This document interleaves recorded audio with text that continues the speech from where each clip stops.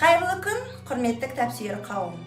Биылғы жылы бір ел бір кітап республикалық акциясы аясында қазақ прозасына өзгеше өрнек, ғажайып сыр сипат әкелген көрнекті қазақ жазушысы, балалар әдебиетінің классигі, 2024 жылы 100 жылдығы ЮНЕСКО көлемінде аталып өтілетін Бердібек Соқпақбаевтың шығармаларын оқуға ұсынылды. Осыған орай Топар кенті кітапханасы әдеби кейіпкерлердің бейнесі атты косплейін назарларыңызға ұсынады.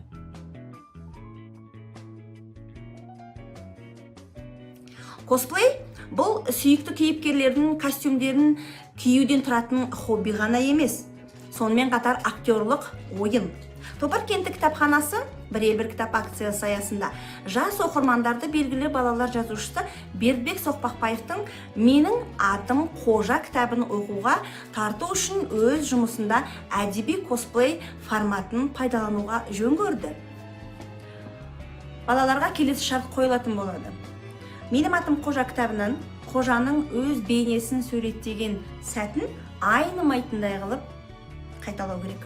Балалардың қойылымдарын бағалау кезінде қазылар алқасы актерлік шеберлікті және орындау мәнерін ескертетін болады.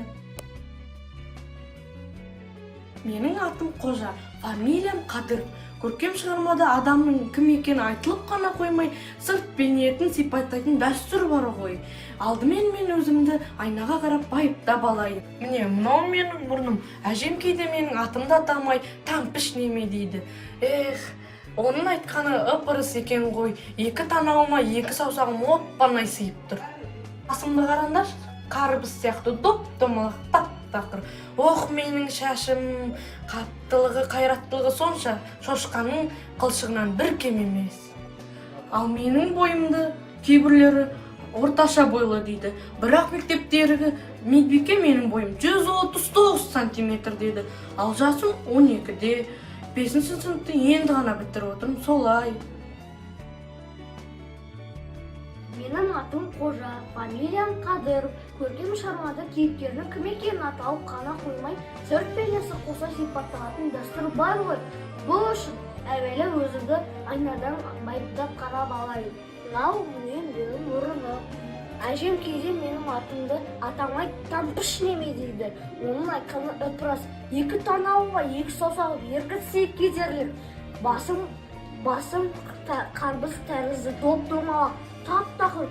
Менің шашым, қаттылығы, қайраттылығы, шошқаның қылшығының бір кем емес. Ал бойымды біреулер орта бойлы дейді. Медбике бойымды 139 сантиметр деген. Жасым 12-де, 5-ші сыныпты бітіріп отырмын. Осымен сипаттама бітті ғой. Менің атым Қожа, фамилиям Қадыров.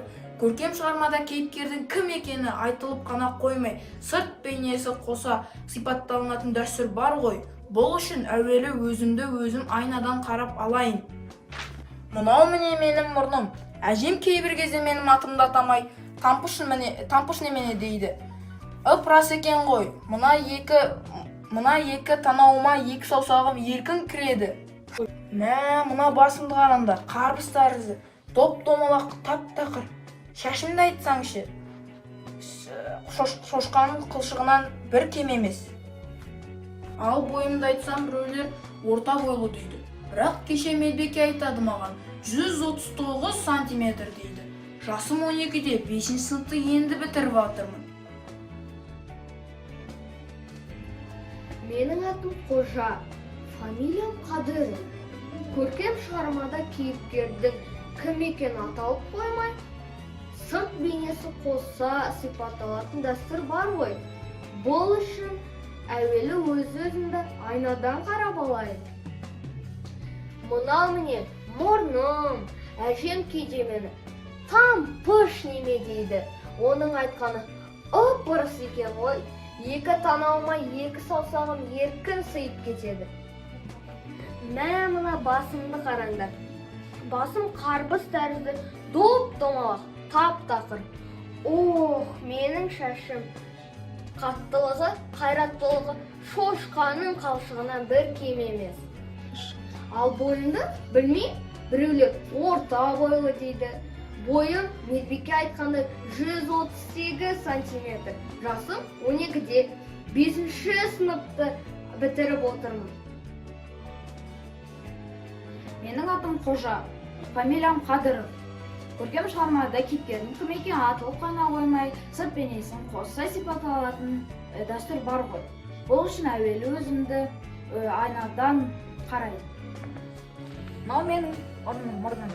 Кейде апам мені тампыш дейді. Мен оған бұлдан жүрмеген. Бұл ып-ырас екен ғой. Былай қарасақ, екі танауыма екі мұрным, екі саусағым кіріп кетеді екен ғой. Мынау менің басым. Басымды қарасаңыздар доп-домалақ қарбы сияқты. Ал шашым қап-қатты, қайраттылығы соншалықты шошқаның қылышынан бір кем емес. Менің атым Қожа, фамилиям Қадыров. Көркем шығармада кейіпкердің аты аталып қана қоймай, сырт бейнесін қоса сипаттайтын дәстүр бар ғой. Ол үшін өзімді өзім айнадан байыптап қарап алайын. Менің мұрным. Әжем мені атымды атамай тампыш неме дейді. Оның айтқаны рас екен ғой. Екі танауыма, екі саусағым еп-еркін кіріп сиып кетті. Сонда қараңдаршы, басым топ-тоқыр доп-домалақ. Ал шашым қап-қатты. Біреулер бойымды орта бойлы деп атайды. Бойым 139 сантиметр. Жасым 12-де, 5-ші сыныпты бітіргей отырмын. Әдеби кейіпкердің бейнесі атты косплейге Абай атындағы мектебінің 5-6 сынып оқушылары қатысты. Бірінші орынды 6 сынып оқушысы Ергенбекұлы Ерлан иеленді. Екінші орын Абай атындағы мектебінің 5 сынып оқушысы Танхай Мадияр иеленді. Үшінші орынды 6 сынып оқушысы Еділбай Сұлтан иеленді. Құттықтаймыз.